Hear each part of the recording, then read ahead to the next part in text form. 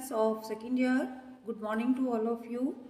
आज की video lecture में गर्ल्स हम बात करेंगे मानसिक विकलांगता के बारे में। और इससे पहले वीडियो में हमने शारीरिक विकलांगता के बारे में बात की थी, फिजिकली रिटार्डेशन। आज का जो टॉपिक है वो है आपका मानसिक विकलांगता, MR मेंटली रिटार्डेशन। देखिए, मानसिक विकलांगता एक ऐसी व्यापक विकृति होती है, एक ऐसी कमजोरी है जो 18 वर्ष की आयु से पहले 2 या 2 से अधिक रूपांतरित व्यवहारों और महत्वपूर्ण रूप से संज्ञानात्मक प्रक्रिया के विकार और न्यूनता के रूप में दिखती है। या कहा जाए तो एक तरह से एक ऐसी विकृति है मानसिक विकलांगता जो मुख्य रूप से बौद्धिक क्षमता के रूप में, जैसे कि संज्ञानात्मक प्रक्रिया के विकार।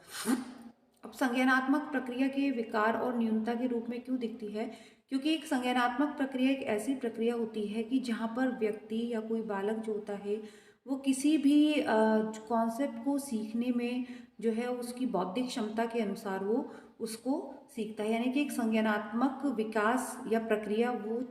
प्रक्रिया होती है कि जहाँ बच्चे का जो है अधिगम होता है, ज़्यादा से ज़्यादा चीज़ों को सीखना, ज्ञान अर्जित करना, किसी भी कॉन्सेप्ट को समझना, ठीक है, लर्निंग प्रोसेस। तो ये सब चीज़ें जो होती हैं मानसिक विकलांगता के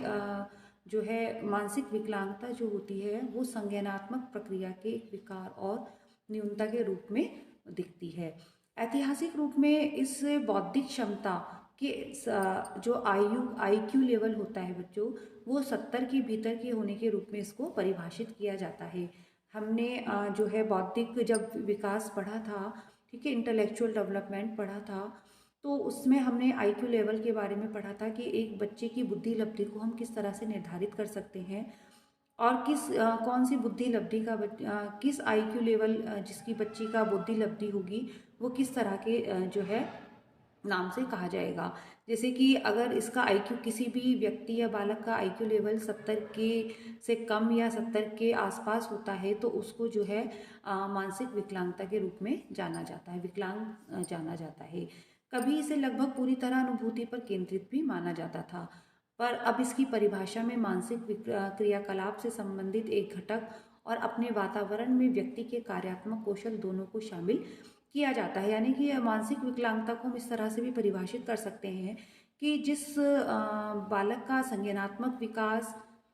जो है वो सही नहीं है और साथ ही बौद्धिक क्षमता के अनुरूप उसके जो क्रियाकलाप हैं, जो वो अपने जो है कार्यात्मक कौशल हैं, मानसिक क्रियाकलाप हैं, तो वो अगर उसके जो है संतुलित नहीं है, व्यवहारिक नहीं है या फिर कहा जाए सामान्य नहीं है, तो वो मानसिक विकलांगता जानी जाती है।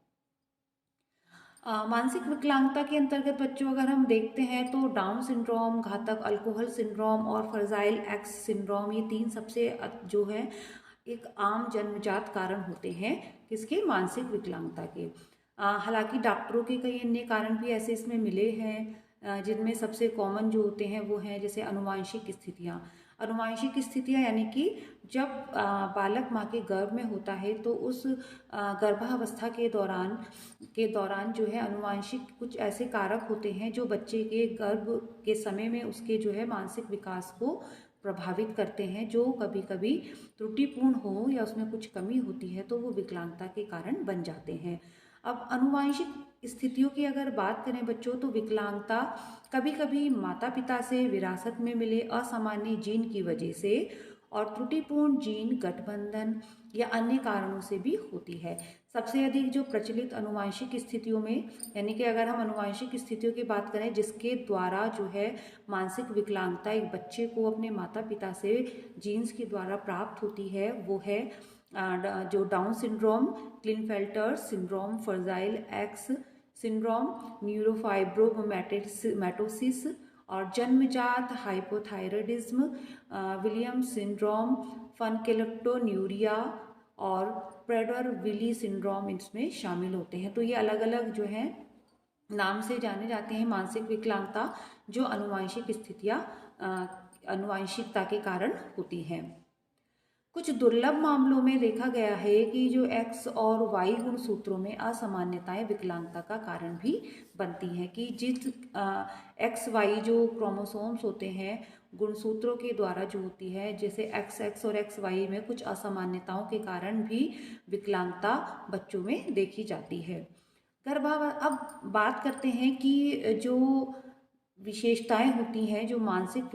विकलांगता आती है, वो बच्चों में किस तरह से उसमें हम देख सकते हैं। जैसे कि गर्भावस्था के दौरान समस्याएं, कि क्या कारण होते हैं जो बच्चों में मानसिक विकलांगता उत्पन्न करते हैं। जैसे कि गर्भावस्था के दौरान समस्याएं, कि जब भ्रूण का विकास ठीक तरह से नहीं होता है तो मानसिक विकलांगता आ जाती है। उदाहरण के लिए, जैसे कि भ्रूण कोशिकाओं के बढ़ने के समय जिस तरीके से उनका विभाजन होता है उसमें समस्या हो सकती है। जो औरत जो है शराब पीती है, अल्कोहल का यूज़ करती है, या गर्भावस्था के दौरान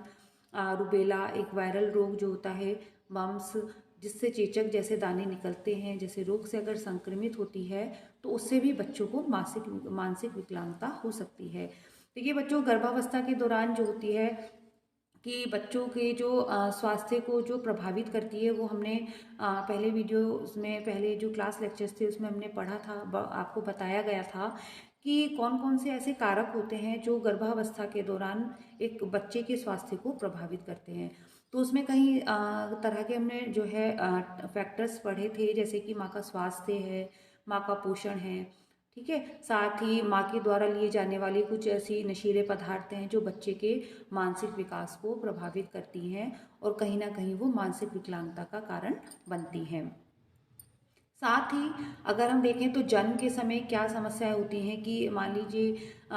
जब जो डिलीवरी के टाइम, यानी कि प्रसव के दौरान कोई प्रसव पीड़ा है, या जन्म के समय अगर बच्चे को लेकर समस्या होती है, उसे पर्याप्त ऑक्सीजन नहीं मिलती है, तो मस्तिष्क में खराबी के कारण भी उससे बच्चे के मानसिक दुर्बलता उसमें आ सकती है। तो जन्म के समय की समस्याएं भी जो होती हैं वो बच्चे के मानसिक विकास को प्रभावित कर सकती हैं, जिससे उसमें विकलांगता उत्पन्न हो सकती है।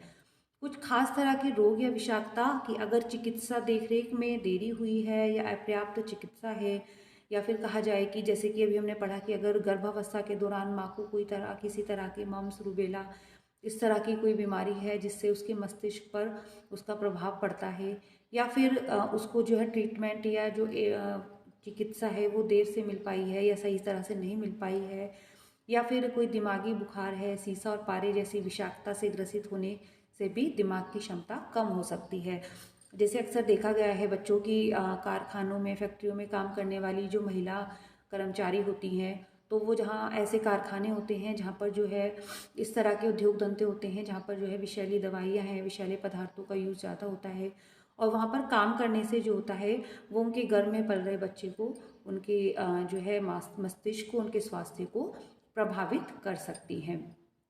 साथ ही आयोडीन की कमी से, आयोडीन की कमी भी एक तरह से कहा जाए तो मानसिक विकलांगता का बहुत ही ज़्यादा महत्वपूर्ण कारक माना जाता है, कि दुनिया भर में लगभग 20 लाख लोगों को प्रभावित जो कर रहा है। विकासशील देशों में निवारणीय मानसिक विकलांगता का एक कारण बना हुआ है, जहां आयोडीन की कमी एक महामारी बन चुकी है। ठीक है, आयोडीन की कमी यानी कि आहार में, अगर गर्भवती महिला के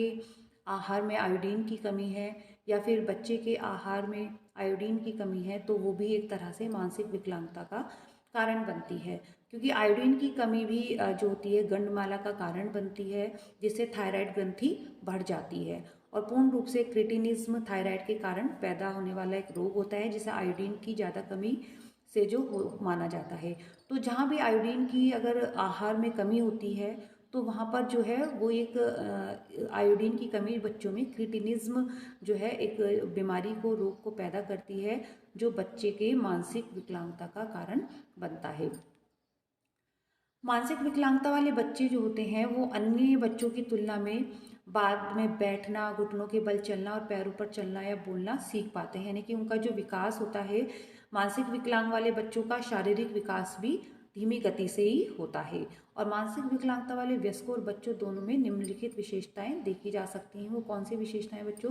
जैसे कि मौखिक भाषा के विकास में देरी, ठीक है, स्मृति कौशल की न्यूनता, की जिनमें मानसिक विकलांगता पाई जाएगी, जिन बच्चों में जो भी मानसिक विकलांगता के शिकार होंगे, उनकी मौखिक भाषा के विकास में देरी, तो जो उनका ओवरऑल जो डेवलपमेंट है, जैसे कि भाषा का विकास है, उनका जो क्रियात्मक विकास है, शारीरिक विकास है, वो अन्य बच्चों की तुलना में कंपैरेटिवली कम देरी से पाया जाता है। स्मृति कौशल की न्यूनता, सामाजिक नियमों को यानी कि सामाजिक नियमों को सीखने में कठिनाई। तो अगर सामाजिक नियमों को सीखने में कठिनाई है तो इट मीन्स कि उनका जो सामाजिक विकास है, वो सामाजिकरण की जो प्रक्रिया है वो उनमें धीमी गति से है। समस्या का हल करने के कौशल में कठिनाई, स्वयं सहायता, दुख या अपनी देखभाल करने की क्षमता जैसे कौशल के अनुकूल व्यवहार के विकास में उनमें देरी पाई जाती है और सामाजिक निषेध का उनमें अभाव पाया जाता है।